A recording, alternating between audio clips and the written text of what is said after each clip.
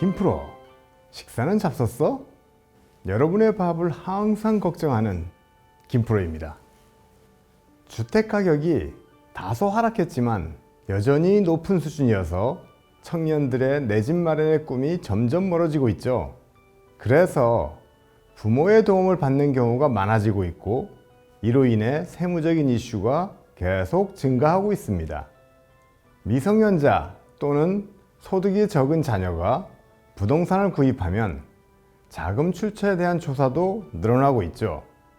증여를 한 경우에는 증여세 조사 또한 늘어나고 있습니다. 이번 영상에서는 이러한 상황에서 부모가 자녀에게 전세자금 또는 주택 구입자금 중 일부를 빌려주거나 가족 간에 현금을 대여하면 어떻게 되는지 살펴보겠습니다. 원칙적으로 부모 포함한 타인으로부터 무상으로 금전 등을 받으면 증여세를 부과합니다. 증여세를 부과하지 않는 경우는 피부양자의 치료비, 생활비, 교육비, 혼수용품 등과 축하금이나 부의금 등이 있습니다. 여기에는 자녀가 결혼할 때 거주할 주택의 전세자금이나 주택 구입자금은 포함되어 있지 않습니다.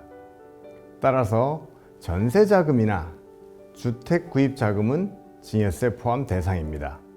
하지만 고액의 자금 지원을 제외하고 일반적으로 자녀 전세자금을 마련해 주었다고 과세당국이 증여세를 부과하는 경우는 별로 없었습니다. 이는 전세나 월세 보증금이 등기 등록 자산이 아니고 부모의 지원도 현금으로 이루어지기 때문에 과세당국이 일일이 다 파악하기가 어렵기 때문입니다. 그리고 부모가 전월세 집을 구해주는 것이 오랜 기간 관습으로 굳어져 왔기 때문에 조세를 부과했을 경우 조세 저항이 클 것이란 판단도 있으리라 봅니다. 그렇지만 자산 가격 상승으로 인해 전세 자금의 규모가 커지고 있기 때문에 부모가 마련해 준 전세 자금에 대한 증여세 이슈는 더욱 커질 것으로 판단됩니다. 그렇다면 부모가 지원하는 전월세 보증금이 증여세 부담에서 벗어나려면 어떻게 해야 할까요? 완전하지는 않지만 부모로부터 대여하는 것도 하나의 방법입니다. 원칙적으로 과세당국은 가족 간의 금전 소비 대차, 즉 현금 대여는 인정하지 않습니다. 부모가 자녀에게 현금을 빌려줄 경우 자녀가 증여받은 것으로 추정한다는 것이지요.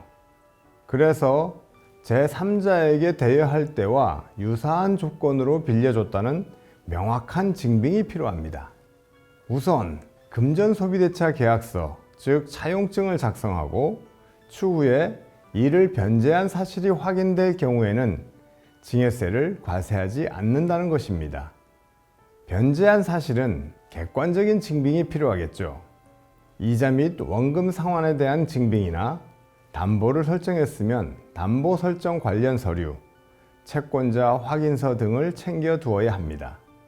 물론 특수관계인 간 금전소비대차 계약서를 작성하지 아니했다 할지라도 이자 지급 사실, 차입 및 상환 내역 등에 의하여 차입하였음을 객관적으로 입증하는 경우에는 대여로 본 조세심판원의 해석 사례도 있습니다. 이는 계약서 등의 서류의 형식보다는 실질적인 내용을 종합하여 판단한다는 것을 의미하죠. 그럼 자녀가 전세자금 또는 주택자금을 위해 부모로부터 자금을 차입할 경우에 필요한 사항을 정리해 보겠습니다. 앞에서 얘기했듯이 우선 금전소비대차 계약서를 작성해야 합니다. 계약서에는 차입금액, 이자율, 이자 지급 시기와 방법, 원금 상환 방법 및 상환 기간 등을 명확하게 기재해야겠지요. 물론 이자나 원금 상환 주기는 월 상환, 분기 상환, 연 상환 또는 만기 일시 상환 등 상호 합의하에 결정할 수 있습니다. 하지만 차입 기간이 1년이 넘을 경우에는 월 상환, 분기 상환 등 상환하고 있다는 사실을 확인할 수 있도록 상환 주기를 짧게 하는 게 유리합니다. 그리고 과세당국은 특수관계인 간 계약서를 잘 믿지 않습니다. 그래서 본 계약서를 공증해 두는 것도 객관적인 증빙을 갖추는 좋은 방법이 될 것입니다. 둘째, 채무자인 자녀는 계약서에 명시된 대로 이자와 원금을 상환해야 합니다. 최소한 이자만이라도 정기적으로 상환해야겠지요.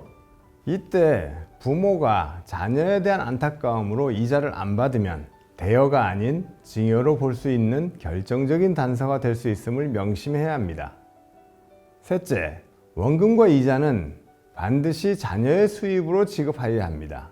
자녀 수입이 원리금 상환을 하기 어렵다고 판단될 경우에는 증여로 볼 가능성이 매우 높습니다. 즉, 자녀의 수입으로 감당할 수 있는 정도의 자금만 대여받아야 하는 것입니다. 넷째, 좀 야박하지만 부모가 자녀의 재산에 대해 담보까지 설정하면 차입했다는 사실을 더욱 명확하게 증명할 수 있을 것입니다. 그렇다면 이자율은 어느 정도로 해야 할까요? 기획재정부는 대여나 차용에 대한 이자율을 4.6%로 정하고 있습니다.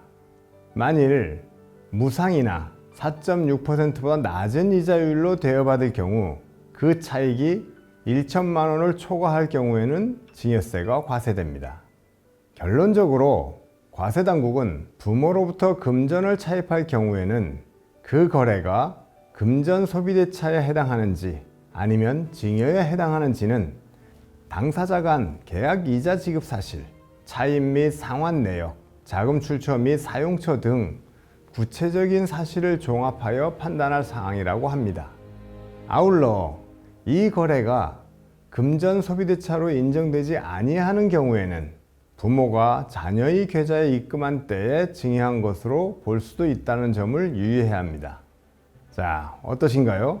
이제 자녀의 전세자금도 마음 놓고 지원하기가 불편하시죠?